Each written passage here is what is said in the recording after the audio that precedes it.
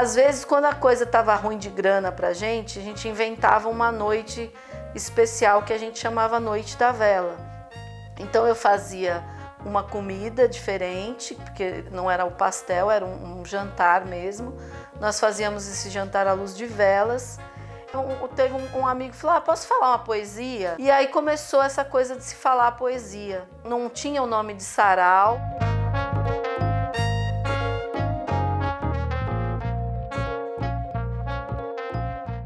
Eu sou Suzy Soares, eu sou nascida, criada e vivida na Zona Sul de São Paulo, mais especificamente no Campo Limpo. Ali eu estudei, ali eu tive minha adolescência, conheci o Binho e ali eu vivo até hoje, construí meu trabalho, minha história de vida está toda ali na Zona Sul. Eu me formei em letras, dei aula durante 7 anos como professora de língua portuguesa e de língua inglesa. E hoje eu trabalho com produção cultural, eu sou produtora do Sarau do Binho e sou produtora da Feliz, que é a Feira Literária da Zona Sul, que acontece há 7 anos na Zona Sul de São Paulo.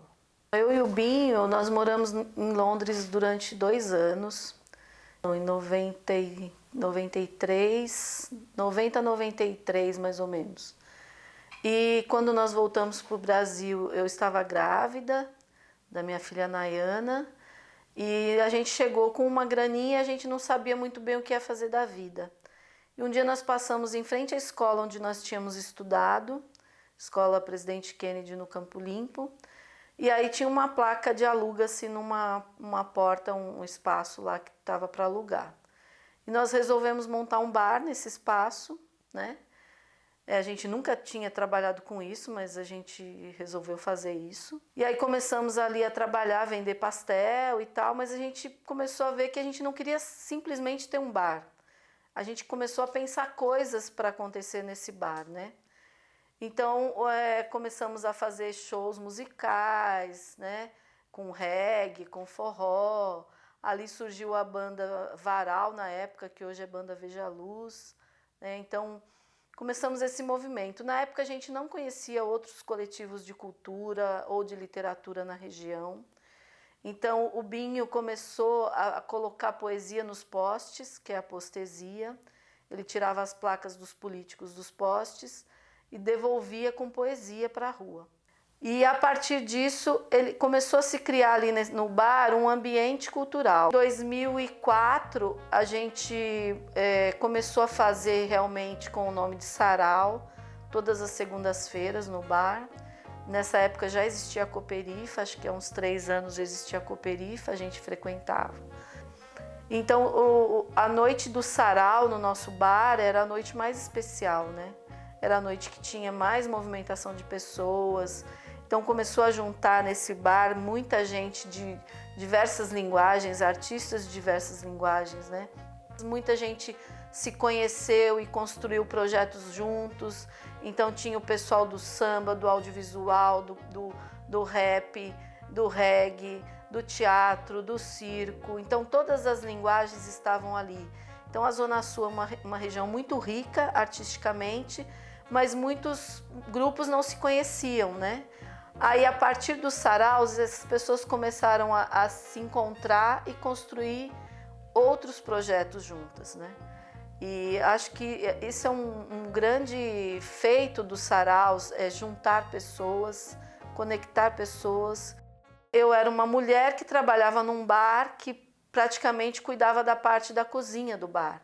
Então, eu que fazia o pastel, eu que fazia os recheios do pastel, eu atendia o balcão, eu cuidava da parte de compras, pagamento de boletos, essas coisas.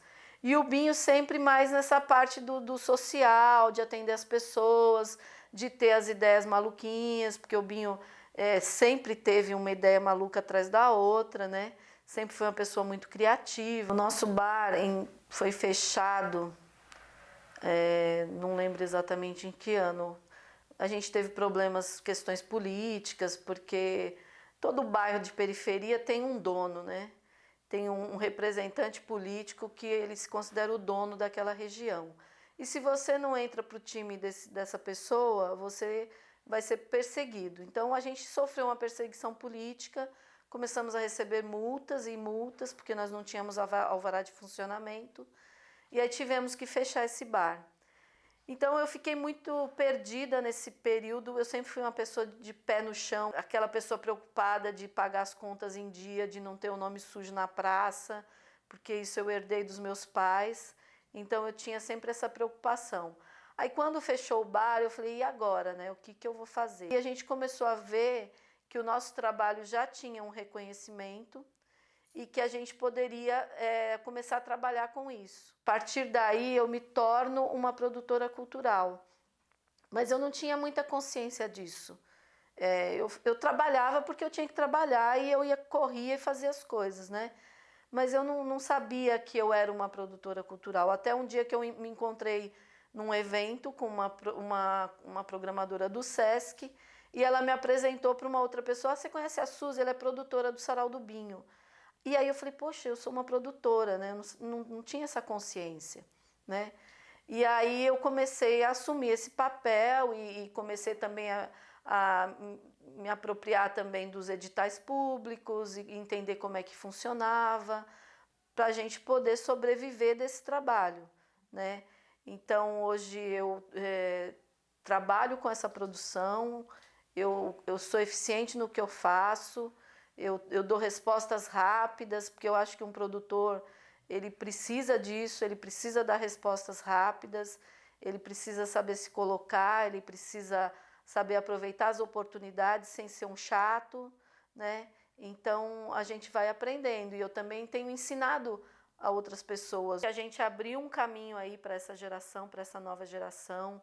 Então vieram os slams que têm uma potência enorme, né?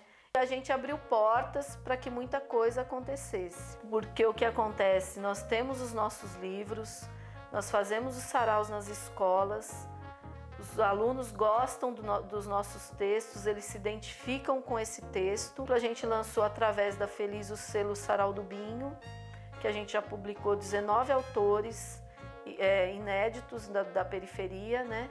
da Zona Sul. A gente vê muitos autores publicando livros no exterior, os saraus estão sendo pesquisados por estudantes de vários países, então tem teses sobre saraus na Argentina, nos Estados Unidos, na Alemanha, na Espanha.